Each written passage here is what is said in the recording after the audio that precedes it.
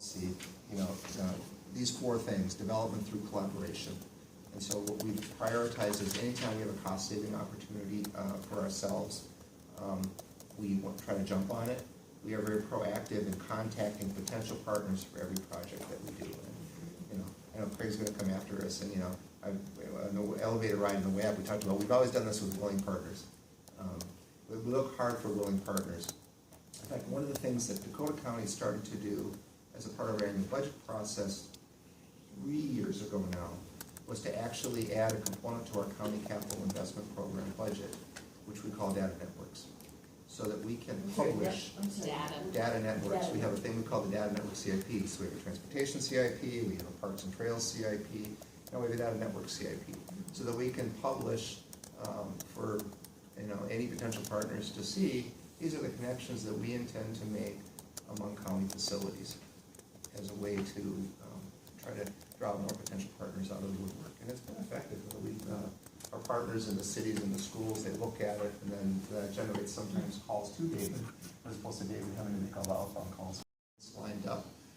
We went ahead and took advantage of volume buying opportunities and good market timing in order to buy $1.2 million worth of cable and conduit. And I have a couple pictures I can show you where we just have rolls and rolls and rolls out of our county transportation facility in Empire. And for a while we were getting a few calls from the transportation people.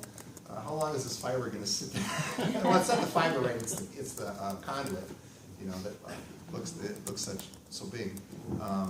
But over time, then we've developed the specific projects and the partnerships that's gone on the ground. I think the stockpile is pretty well.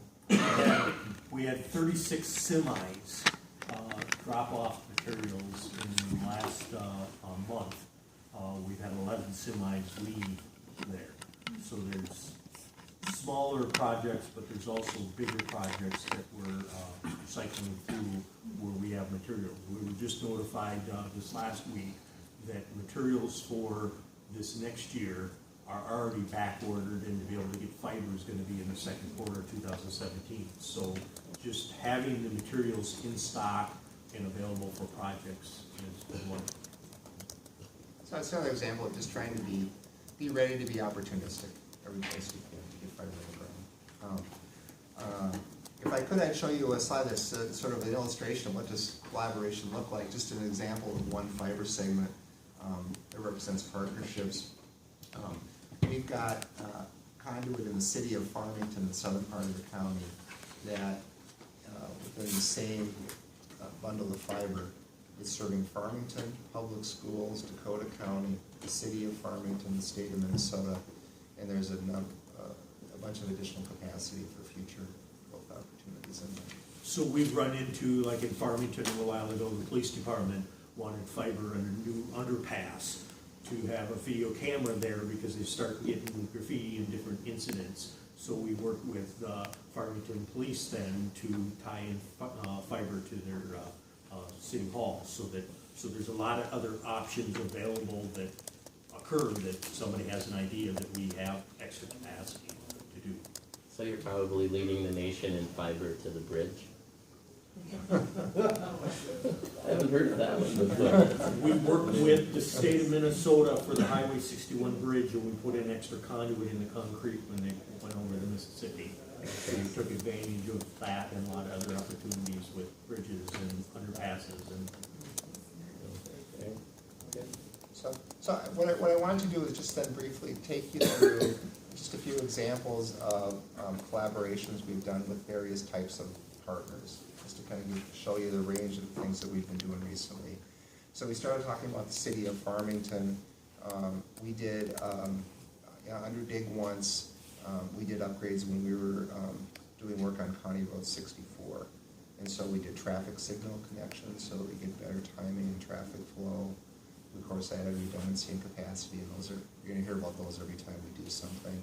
But it also creates a future opportunity, or at least a potential for connection to a Farmington industrial park. With the city of West St. Paul, in the northern part of the county, Robert Street, which is actually a state road, it has a major reconstruction on it if you've been down Robert Street. And so we work with both the state and the city of West St. Paul to to install fiber as part of that. And so the idea is to have a high-density communications corridor sorry, that connects us up to Ramsey County, then the state network, and we're able to connect multiple county facilities that happen to be along that route. And of course, we got the big ones, cost reduction benefits.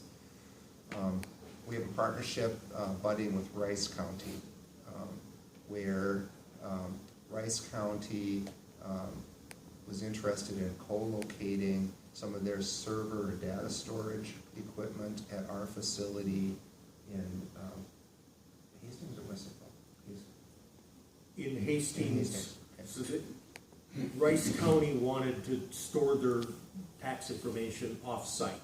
So they're storing it in our data center that we've got open space. Yeah. And then, as a part of that agreement, Rice County purchased use of 2 strands of fiber between the counties. So another run that we needed to make, and the cost sharing opportunity from Dakota County, or from Rice County, is reducing our cost and providing benefits for them. The city of Eagan, Tom Garrison wanted to make sure that I mentioned that they've been a strong partner with us throughout. They've been mapping their fiber since 2004. They've worked with us. We have an online one-stop right-of-way permit system that the county developed, and that's helpful to all of this. Eagan also sets aside money for unplanned opportunities, so they're similarly opportunistic. And so Eagan's been a wonderful partner, and as we start to move forward, which I'll talk about at the end, Eagan has really been instrumental in trying to build a more coherent management structure for the overall county-city network. We do a lot of collaboration work with the state. Typically we'll, this is David's work over the years. You've got success. Recognize that the county has the really important convening and leadership role in this.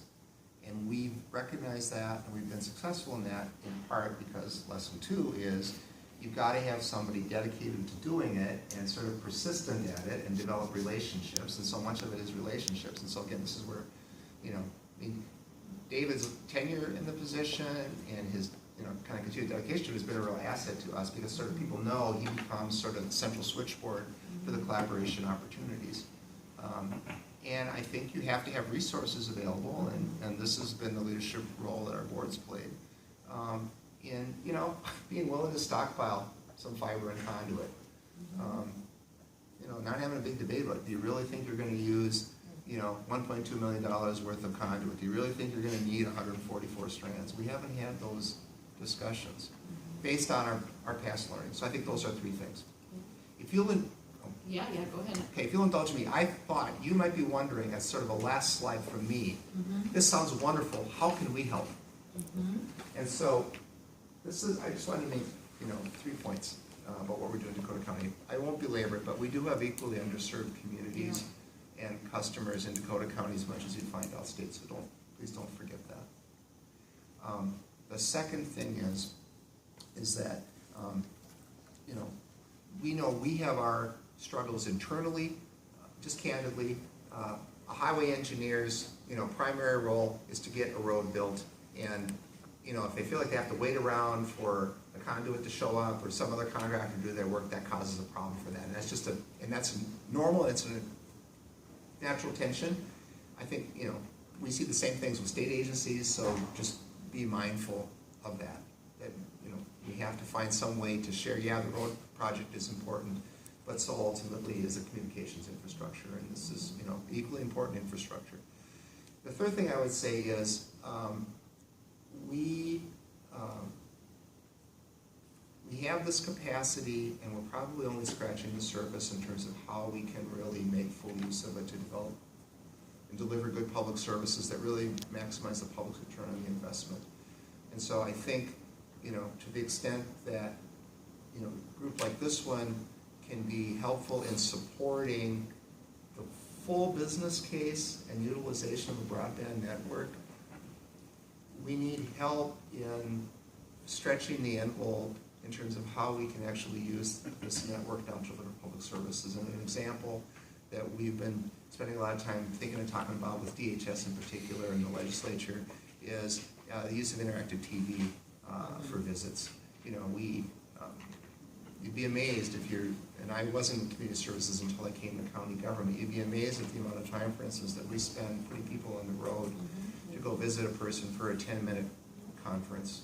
And so, you know, being able to really utilize the capacity that we now have in order to deliver services remotely would just be a huge benefit. So, We want your slides. Yeah. So, no. that are leasing dark fiber that service, or making, you know, their network available for ISPs to provide that service. Access Egan would be an example, Yeah, in the city of of that. Egan. Yeah, so Egan and Burnsville have been out front on that. As a county government, we have a narrower set of authorities. And so we accept, as I mentioned, a limited example with leasing to Dakota Electric, which is the first really non-governmental partner that where we leased our own fiber to. We haven't gone there. But that's one of the questions that we're exploring in partnership with our cities, is how do we make more flexible use of the capacity we've got. Yeah, Don, we found out in our county too, the city has a lot more, especially for economic development arm, has so much more flexibility to do partnerships where the county, you basically can't own the fiber the way it's set up now, and Good, that's a good issue to know. Yeah, That's a and good we issue should to probably know.